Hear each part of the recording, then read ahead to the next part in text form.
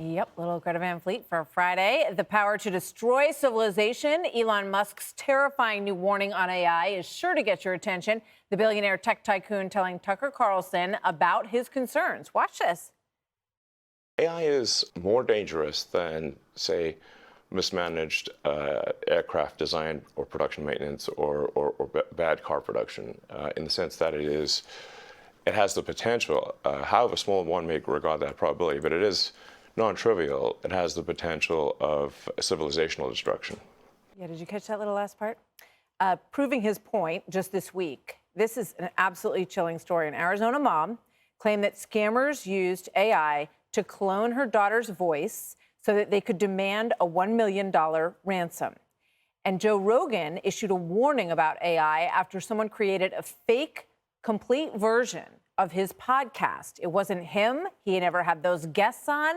Nothing about it was real with AI technology. I am not the real Joe Rogan. Let me repeat it once more. I am not Joe Rogan, and the guests are not the people they portray. This is purely fiction, just for fun, so don't go around making little clips for your TikToks and make the world believe I said things I never said. Every single word of this podcast has been generated with the help of ChatGPT. It's just scary on so many levels. And you think about the potential criminal level of this, Janine. And this mom, her daughter was on a ski trip. She was with her other daughter. She gets a phone call. It's her daughter's voice saying, crying through sobbing tears, "Mom, I messed up. I messed up." Then a guy gets on the phone and says, "I want $1 million if you want your daughter back." And she says, "I don't have the money." Then she gets it down to $50,000. And everybody's trying to help her. They finally figured out that her daughter was okay and was where she thought she was. This is happening a lot, actually. Well, think about how it happened before AI. I mean, when you got an email or you got a text message or you got a phone call. This is their voice. Now, that's the point. Now it's going to be more real than ever. You know, thousands scammed by AI voices mimicking loved ones in emergencies. But in addition to the criminal aspects where they duplicate the voice of a loved one, I mean, you've got the other piece that Elon Musk is talking about, and that is basically the potential of civilization destruction. What concerns me and what I thought was fascinating, and I don't know if I'm pro or con on this. I know I don't know enough. But they had a woman who had never lost... stopped you before. So oh, stop it. Thanks a lot. But the woman who had lost her 7-year-old daughter, and she used AI to try to duplicate her daughter's voice. And they had a picture of the daughter, and you could see with these mechanical hands, she was trying to grab onto her daughter who's deceased. I can see people who lose a loved one. A husband loses a wife. I got to hear them again. I got to see them again. This is going to change our lives. What about the guy with the top secret access to Chera, 21 years old, all right? How many people are going to do that and use that as an opportunity to continue to sell information? You know, we're not ready for this. We're absolutely not ready for it. But I worry about the psychological capacity that people have to deal with this, whether it's fear, whether it's emotional trauma. We're already on the edge. Half of us are crazy. Not this half, that half. Clearly. Yes. But it's crazy. I mean, when you think about, Harold, what Elon Musk has been able to do in his life, right? Rockets, electric vehicles. He's trying to AI. take over Twitter. And now he's starting a new AI business. He's worked in it and researched in it for a long time.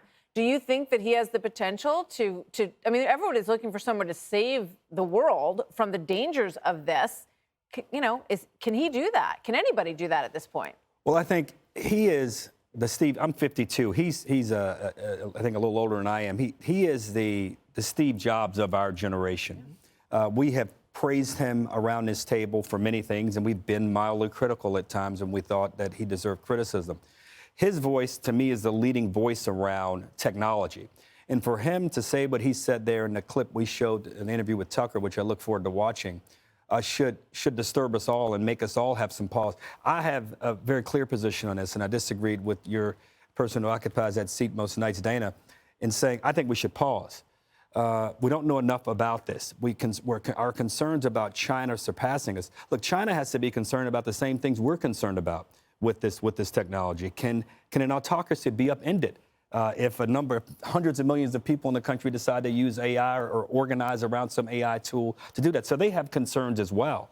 So I think we pause to understand what Elon Musk is suggesting, and even not only him, there are a number of technologists and others who've suggested that there's a problem. The judge and I talked about this on one of the first days this issue came up, and we talked about who do you sue if you're defamed. We heard our own colleague, Jonathan Turley, had a horrible thing happen to him. Who do you sue? Who do you try to seek justice from when something like that happens? So the pause, I think, is necessary for a variety of reasons. Who do you sue? Typical lawyer. Well, who do you hold accountable? Right. I'm going to hold you accountable if that's what you just want me to do. Jesse, the Biden administration says that they want to have regulations around AI, but you get the very unnerving feeling that they and most of everybody doesn't really understand this. I think Elon Musk has probably a much better handle on it than they do, but they want to start putting regulations on it. Does that concern you? Well, Biden wants to regulate it because if anyone's going to be replaced with AI, it's Joe Biden. I'm going to take an artificial stance on artificial intelligence.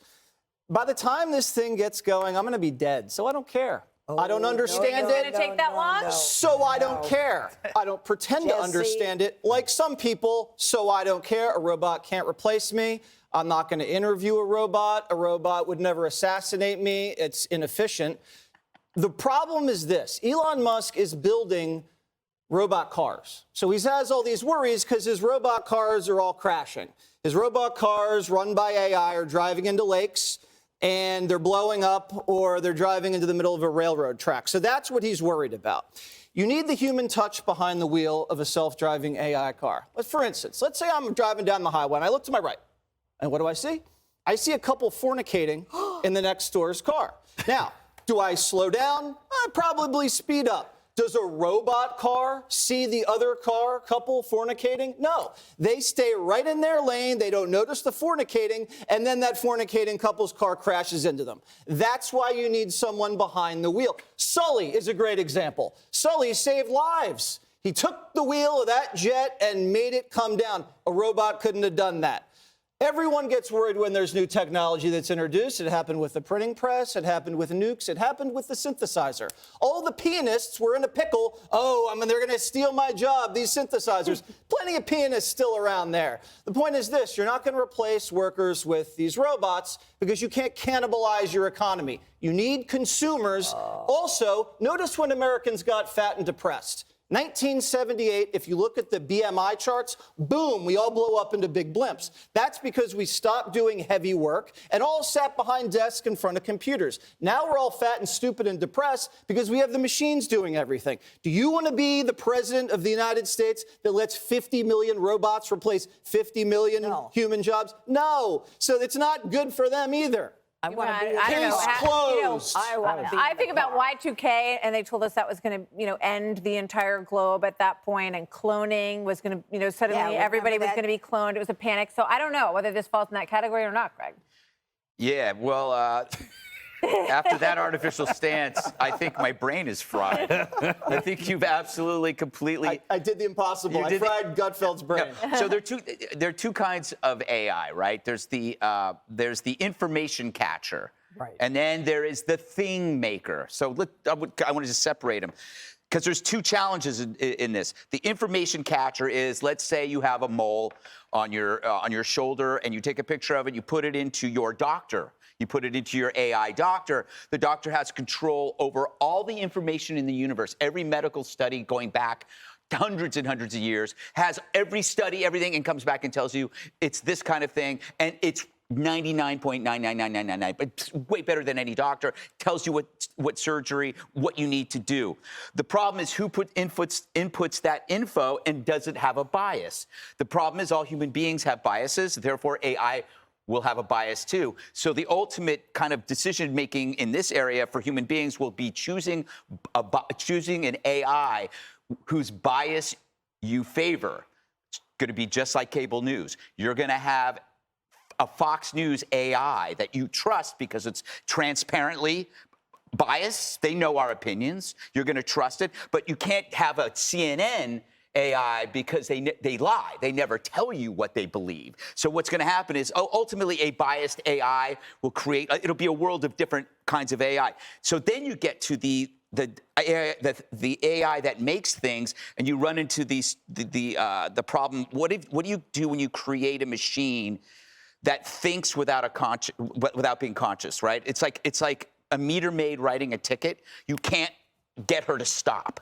That's the problem when AI, artificial intelligence, reaches superintelligence, where it's so recursive, it's faster thinking, and if it has a goal of making a ham and cheese sandwich, and you're in the way of it making a ham and cheese sandwich, it has no moral problem with getting rid of you. It has one goal. So artificial intelligence, the danger here is superintelligence will have a goal that will put before any kind of moral reasoning. Must make ham and cheese. Yes. Must sell So for those are the two $29. things. So the pause is really about the making of things because you don't want this machine to get out of hand. But the other thing on us is we have to understand, we have to look at AI just like we look at news, that there's bias and there's human bias. I've tried to stop people from writing tickets. They always say the same thing. I can't stop once they start writing. No, but that's non-conscious thinking. It's incredible. You use fornication, I've already turned the synthesizer, page. and pianist Yeah. all in the same. All in Which, the same yeah, sentence. apparently Hit it that for the happens cycle. all the time on the highway where Jesse drives. Yeah. I'm in New Jersey now. All right, coming up next. Coming up next. Your kids don't belong to you, apparently, according to some liberals who claim that parental rights can be a threat to our democracy. Hi, everyone. I'm Brian Kilmeade. I want you to do me a favor. I want you to click to subscribe to the Fox News YouTube page. This is the only way that I know for sure that you're not going to miss any great commentary, any great news bites, any great interviews coming your way on Fox. You can get it all here on YouTube. So subscribe right now.